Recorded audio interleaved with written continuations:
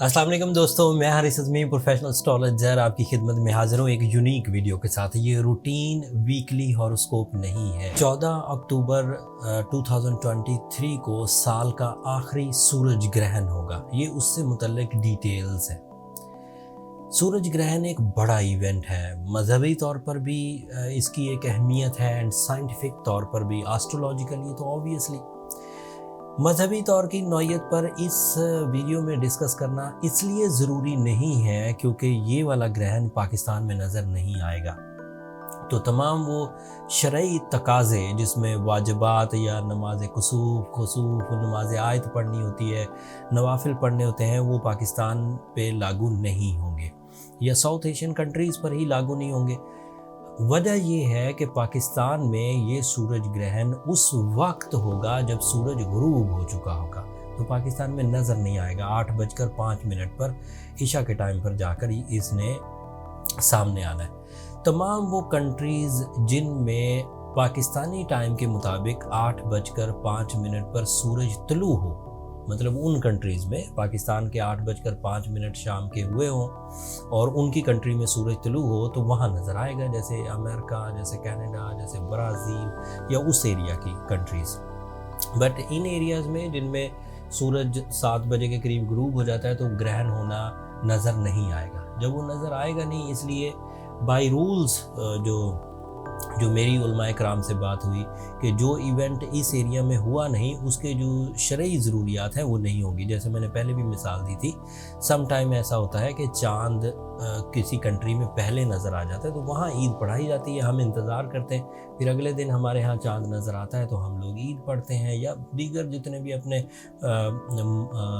Month हैं उनका आगाज़ करते हैं। किसी मुल्क में एक दिन पहले हो चुका होता है, अगले दिन हमारे यहाँ हो।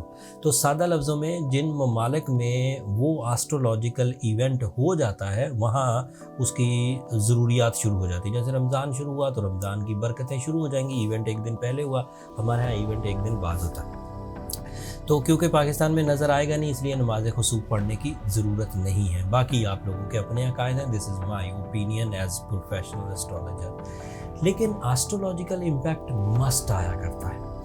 ये बड़ी इम्पॉर्टेंट जगह पर ग्रहण होने वाला है। लिब्रा एंगल पर होगा सूरज ग्रहण। आखिरी दफ़ा लिब्रा एंगल पर सूरज ग्रहण 2004 में हुआ था।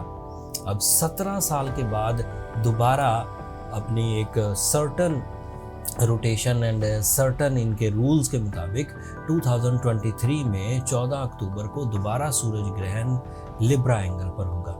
लिब्रा एंगल रिलेशनशिप एंगल कहलाता है। लिब्रा एंगल इमोशनल साइड कहलाती है। लिब्रा एंगल स्पिरिचुअल साइड कहलाती है, फैमिली साइड कहलाती है। अगर उस पर ग्रहण हो तो सभी स्टार्स पर उसका असर ज़रूर आएगा और होगा भी बड़ा। सूरज ग्रहण के जो असरात होते हैं वो कुछ दिन पहले शुरू हो जाते हैं और फिर कुछ दिन बाद तक चलते हैं। और ये भी रूल है, अब तो बहुत सारे लोगों को इस बात का पता होगा कि with in 15 days, with in 20 days चांद ग्रहण भी होगा। तो 28 तारीख को चांद ग्रहण है, वो तफसील तो बाद में बयान करेंगे।